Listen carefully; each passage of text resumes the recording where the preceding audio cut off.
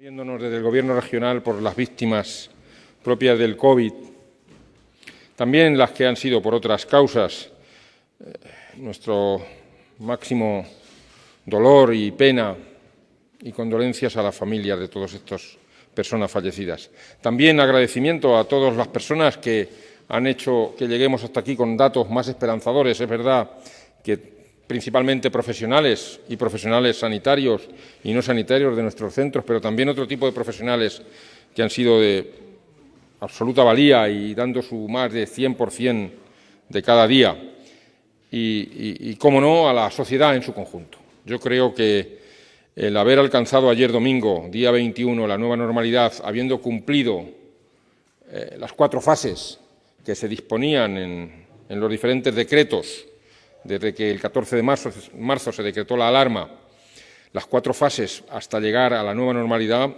las ha cumplido la comunidad. Es verdad que con escala entre provincias, Cuenca y Guadalajara han ido en una velocidad diferente al resto, a las otras 3, Albacete, Ciudad Real y Toledo, pero hemos culminado el día 20 con las 4 fases cumplidas y el paso a la nueva normalidad.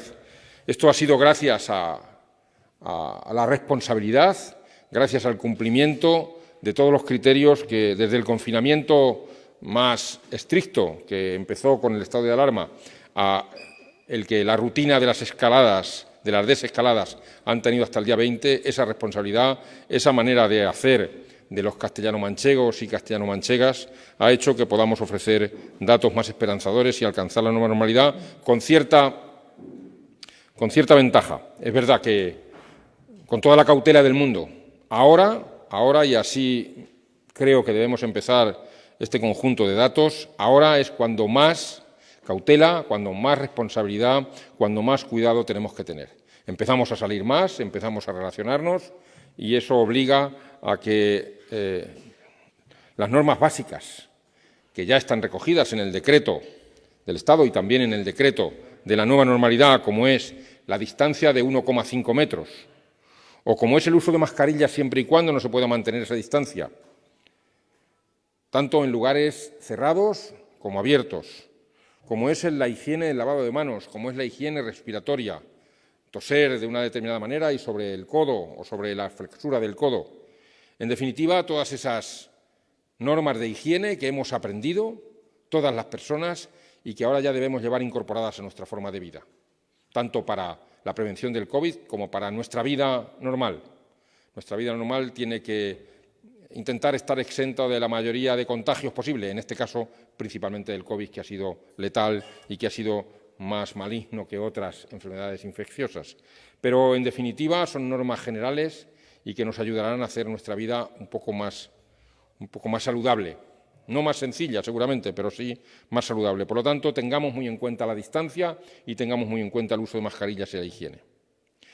A partir de ayer se abren una serie de circunstancias que repaso de manera rápida y quizás aquellas más importantes. Se abren los parques infantiles, por fin. Creo que ha sido una necesidad a lo largo de todo este tiempo y que hemos tenido a nuestros menores, a nuestros niños y niñas privados de esta diversión y que, bueno, a partir de ayer pueden disfrutar de ello.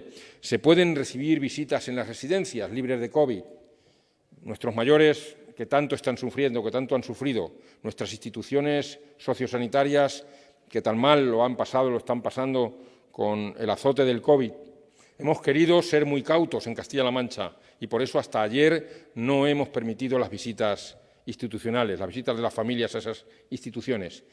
A partir de ayer se pueden hacer estas visitas. Hoy se ha publicado en el Diario Oficial de Castilla-La Mancha las visitas en las residencias no COVID. Poco a poco iremos abriendo la mano, iremos abriendo las posibilidades de visitas en aquellas residencias que, incluso aunque tengan algún caso de COVID, puedan apartarse de la vía normal, hacer como 2 carreteras diferentes, pero eso llegará poco a poco. Ahora estamos en condiciones de las no COVID, como también estamos en condiciones de que las viviendas tuteladas puedan dejar salir a las personas mayores y relacionarse en toda su extensión en la sociedad en la que vivimos.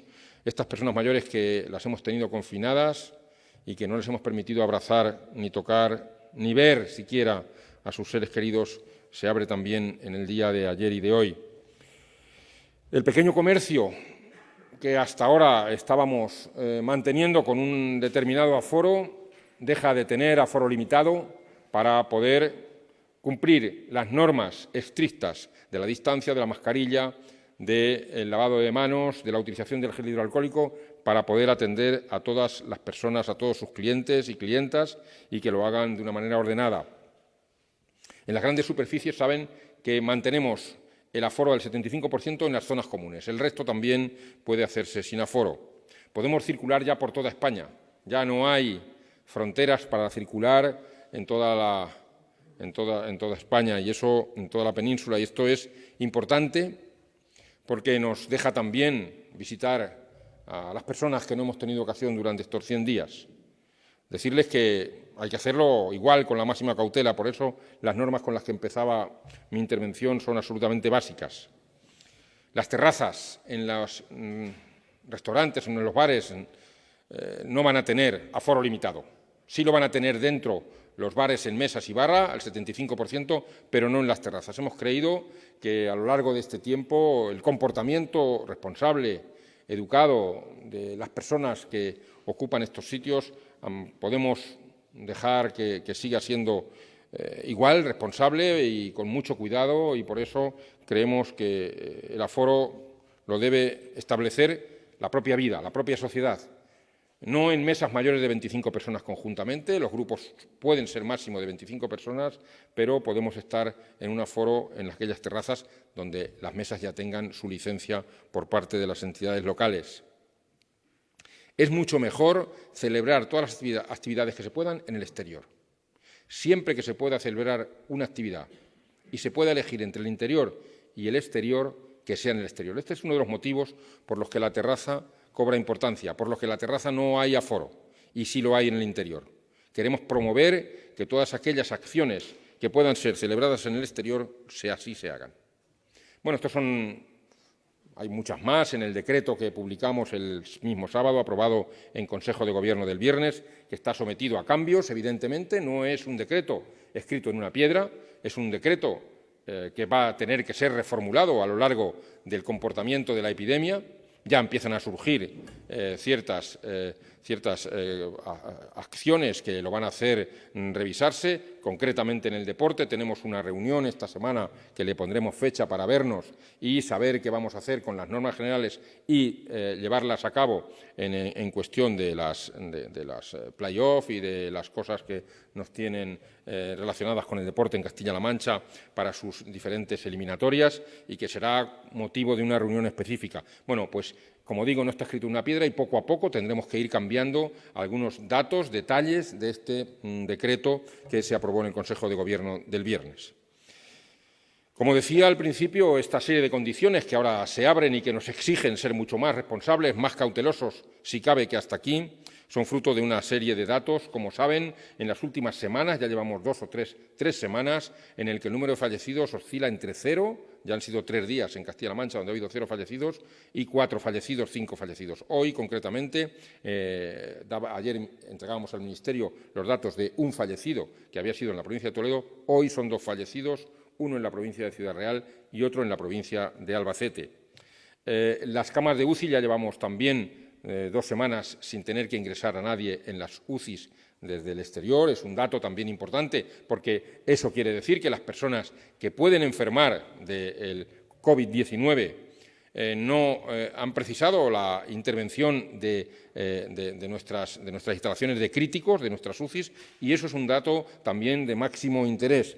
Y han sido entre 1 y 6 camas las que hemos tenido que utilizar de agudos cada día máximo. Ayer fueron 2 personas las que ingresaron en toda Castilla-La Mancha en camas de agudos. El día anterior habían sido 3. Hoy me parece que van a ser otras 2. En definitiva, aún no hemos cerrado los datos de hoy, pero aproximadamente irán por ahí. En definitiva, el número de camas de agudos también oscila entre 1 y 6 cada día. Por lo tanto, estamos ante datos que nos permiten mantener esa esperanza.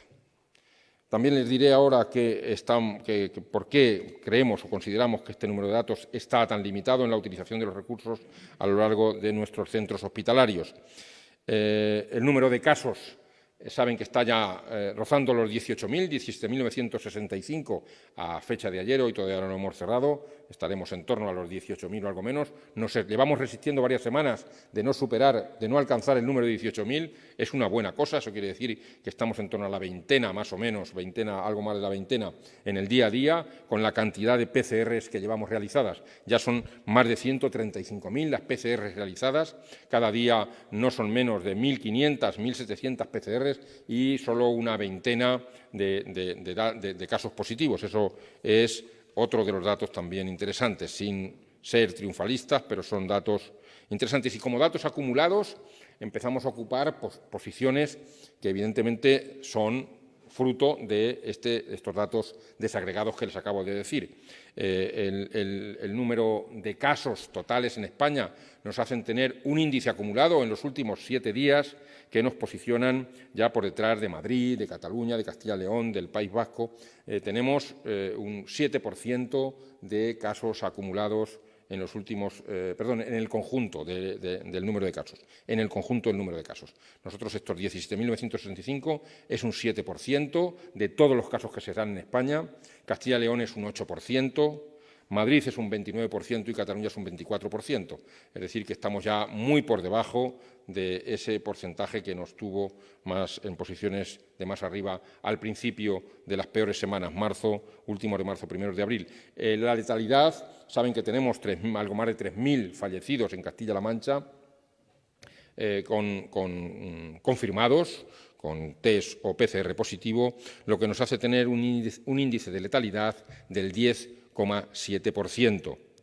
España tiene la media de índice de letalidad en el 11,5%, Castilla y León pues un poco más de 14%, Madrid un poquito más del 11%, Cataluña el 10%, País Vasco el 11%. En definitiva, ya estamos en situaciones pues de mejora del número de datos y que eso no cabe duda que es muy bueno para afrontar esta nueva normalidad. En cuanto a los profesionales, el dato más actualizado que tenemos es que hemos examinado, estamos haciendo, saben, estudios de seroprevalencia, Toledo ya ha terminado, Albacete está a punto de terminar, Ciudad Real también está a punto de terminar, pero en definitiva hasta ahora tenemos analizados 18.722 profesionales de nuestro sistema sanitario, de los que han sido positivos el 10,29%, que son 3.092 profesionales sanitarios. Estamos por debajo de la media de los profesionales afectados por COVID-19 en el ejercicio de su profesión y curados, de esos 3.092, ya hay 2.812 y aislados tenemos 280. Por lo tanto, ya son un poquito más de número que como empezábamos la semana anterior, un poquito más curados, menos aislados, y un 10,29% que les digo en total de positivos.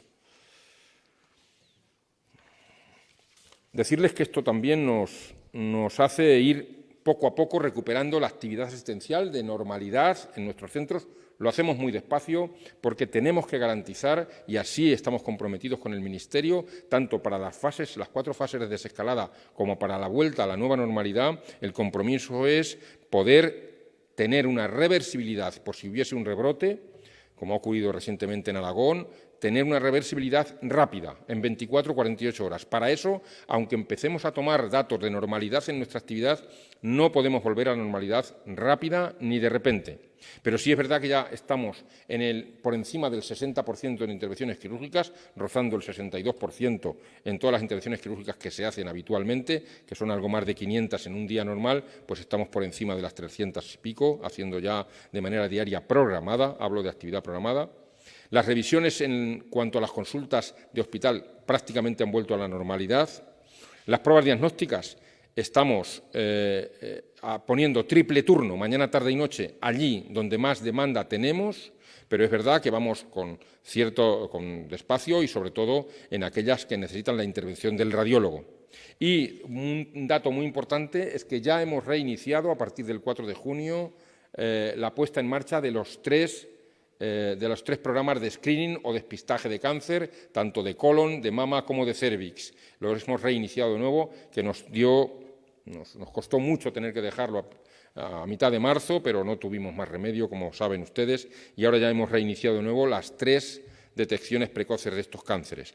En hemodinámica, es decir, en cateterismos cardíacos, hemos vuelto prácticamente a la normalidad, estamos ya haciendo casi el 100%, y en hospitales de día oncohematológicos, es decir, hospitales de día donde se aplica el tratamiento para el cáncer, no solo estamos en la normalidad, sino que en este momento la evaluación es que tenemos un 0,2% más de actividad que teníamos en las mismas fechas del año anterior. Por lo tanto, ahí no hemos escatimado recursos ni hemos tenido que interrumpir porque la enfermedad así lo exigía.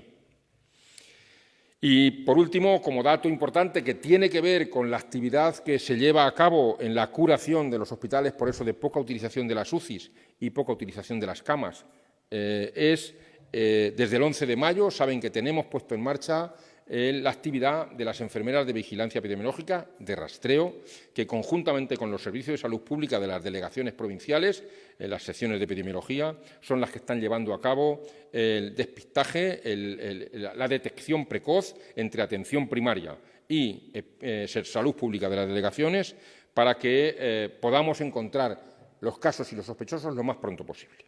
Desde ese 11 de mayo, decirles que han sido 1.503 personas las confirmadas por estas vigilancias de diagnóstico precoz entre atención primaria y epidemiología, que hemos identificado 11.190 contactos de estas 1.503, 11.190 contactos, y que tenemos en este momento en seguimiento 3.183 contactos. Cuando digo contactos, son personas, ¿vale? Repito las cifras, 1.503 ya confirmados, 11.190 personas que son contacto directo de los confirmados y 3.183 en seguimiento como contactos. Eso quiere decir, si hacemos una evaluación de los casos que hemos tenido desde el 11 de mayo hasta aquí, que el 97% de los confirmados, de los que hemos confirmado entre el 11 de mayo y hoy, el 97% ha sido diagnosticado precozmente por estas enfermeras y por estos servicios de epidemiología, por la atención primaria y la epidemiología. Esta es la gran diferencia de cuando todo empezó. Esta es la diferencia más tranquilizadora, si podemos hablar así. Cuando todo esto empezó y cuando llegamos a las peores semanas, últimos de marzo, los casos que diagnosticábamos eran en el hospital y con personas que estaban ya enfermas y acudían. Y no podíamos hacer frente nada más que a la curación. Hoy día es todo lo contrario. Sin que tengan que venir al hospital, nosotros hemos identificado 1.503 positivos desde el 11 de mayo, de los 1.534 totales. Quiere decirse que el 97% los hemos identificado precozmente en su sitio y los contactos de estos y los sospechosos de estos contactos. Esa es la gran diferencia, el gran cambio que nos hace estar más tranquilos frente a los posibles rebrotes. Eso no quiere decir que no los tengamos. Nadie estamos libres de poderlo tener. Pero no cabe duda que estamos más pendientes, estamos más expectantes.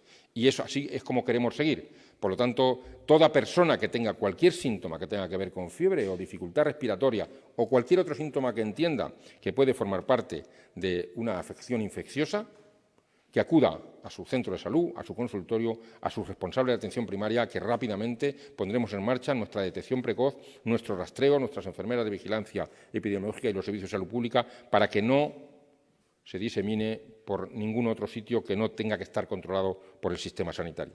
Este ha sido el gran cambio y esto creo que nos hace afrontar la nueva normalidad de manera diferente, pero no quiero terminar sin volver a llamar a la responsabilidad y la cautela de todas las personas que vivimos en Castilla-La Mancha, todos los que nos tengan que visitar.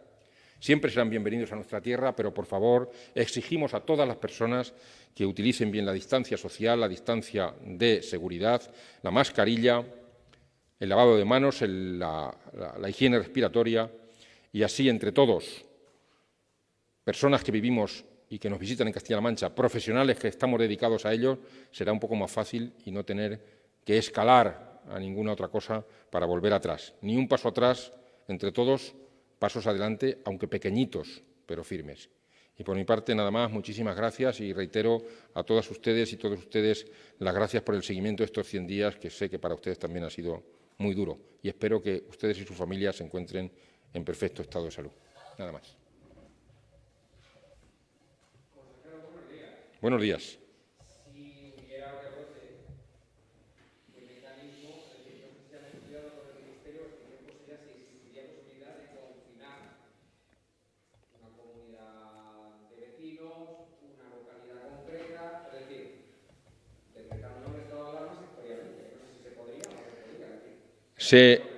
Se puede y se debe.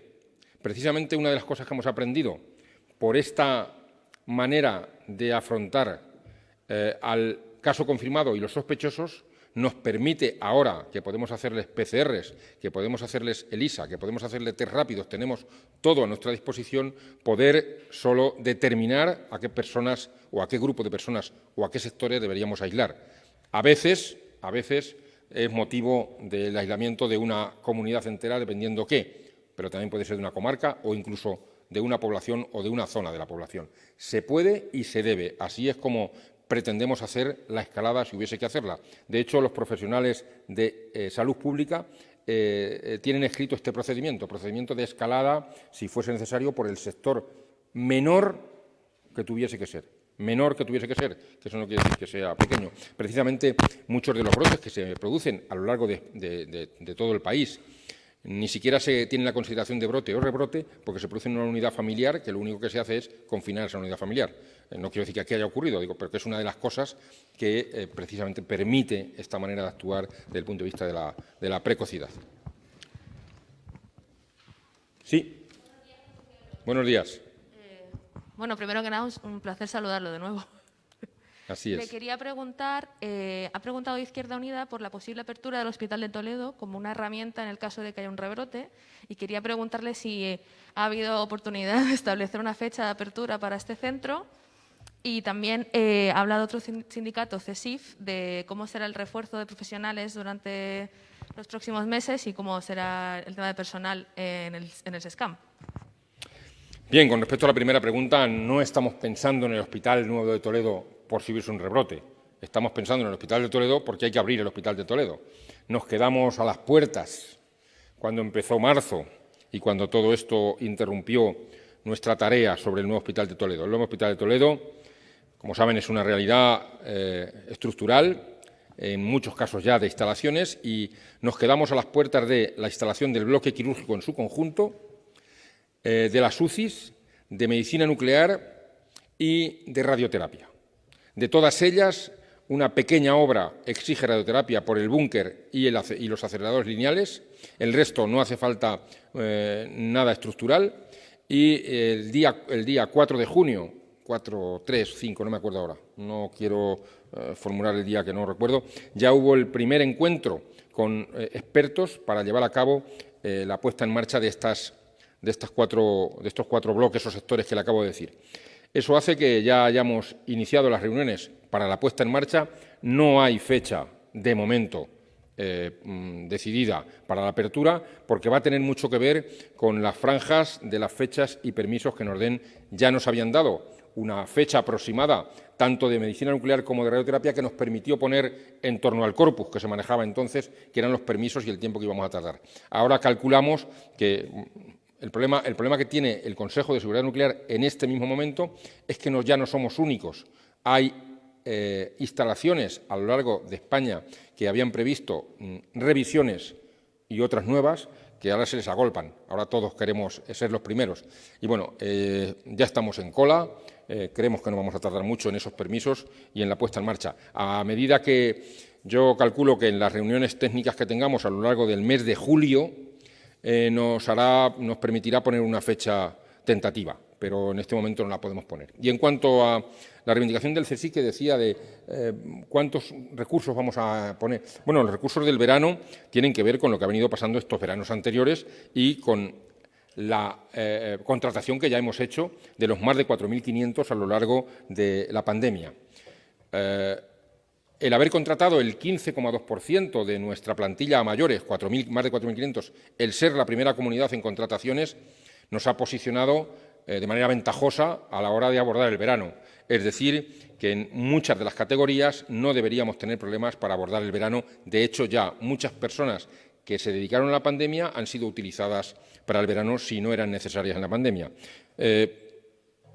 No vamos a escatimar recursos ahora cuando dijimos que íbamos a alargar sus contratos, y así lo hemos hecho. Por lo tanto, yo no me sé el mapa de recursos centro a centro, pero quiero transmitir tranquilidad a trabajadores en activo, como a los que se tendrán que incorporar para sustituir, que vamos a ser, como hemos sido durante la pandemia, generosos para que las personas que tienen que ser atendidas durante el verano, como cualquier verano, tengan actividad. Pretendemos mantener muchos quirófanos abiertos en verano, pretendemos mantener las pruebas diagnósticas y para eso es necesario personas que están dentro de los planes de sustitución en el verano que está haciendo cada área. Y supongo que los sindicatos van a ir siendo conocedores de estos planes en las diferentes juntas de personal de las áreas sanitarias de Castilla-La Mancha. Buenos días, consejero. En relación con el hospital, Comisiones Obreras ha emitido un comunicado diciendo que la UTE no paga a los trabajadores y pide al SESCAN que medie. No sé si ha tenido oportunidad de abordar el conflicto. Esto por un lado. Y por otro, ha hablado de abordar el tema de los play-off en el deporte. ¿Se abre la puerta en que en Castilla-La Mancha haya público? Bien, nosotros no vamos a discutir para que les paguen a las personas que han trabajado en el Hospital de Toledo. No es discutible. Las personas que han trabajado en el Hospital de Toledo tienen que cobrar, debían haber cobrado sí o sí. Nosotros con la UTE concesionaria mantenemos reuniones, como no puede ser de otra manera, a lo largo del tiempo, interrumpidas por el COVID. No del todo, pero sí en gran medida, y seremos sensibles a esto y les pediremos que cuáles son esas personas que no han cobrado para que inmediatamente cobren. Si eso depende de la negociación nuestra, pues pondremos todo lo que hay en nuestra mano para que eso se resuelva. Yo no soy conocedor de las personas a las que se refiere ese comunicado, de quien no ha cobrado. Primero lo lamento y segundo, no debe ser así. Y si ese no debe ser así, debe ir acompañado de que nuestro trabajo exigirá que sea de otra manera, pero evidentemente es una relación entre empresario y cliente o trabajador que deben resolver ellos. Nosotros vamos a ayudar en todo lo que podamos. Y respecto del deporte, no vamos a saltarnos ninguna norma, no nos la vamos a saltar. Lo que hemos hecho ha sido hablar. O sea, el otro día en el Consejo Social estaba representado el deporte, como no puede ser de otra manera, de Castilla-La Mancha, y acordamos con él, digo él porque era un varón, además relacionado con el mundo del baloncesto, que mantendríamos un encuentro esta semana para decidir qué hacemos en lo pequeño, pero siempre teniendo en cuenta las recomendaciones que nos hagan desde el Consejo Superior y a lo que la norma esté ajustada de Castilla-La Mancha con las normas nacionales en cuanto al deporte y la asistencia a los diferentes eventos. No vamos a saltarnos la norma de cualquier manera. Va a ser negociado en todo caso. Muy bien. Pues muchísimas gracias y ya nos seguiremos viendo.